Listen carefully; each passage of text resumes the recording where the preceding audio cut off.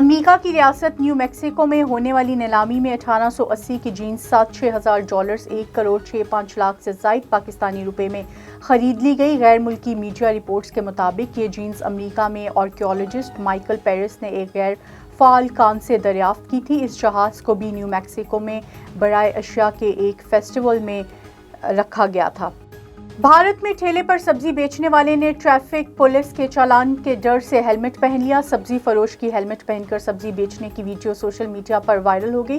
بڑے والے ہیلمٹ میں دیکھ کر لوگوں نے پوچھا کہ یہ ہیلمٹ آپ نے کیوں پہنا ہے، تو اس نے جواب دیا کہ آگے جاؤں گا تو پولیس والے روک لیں گے۔ لوگوں کے سمجھانے پر ٹھیلے والے نے بمشکل ہیلمٹ اتارا اور سبزی فروخت کرنا شروع کی۔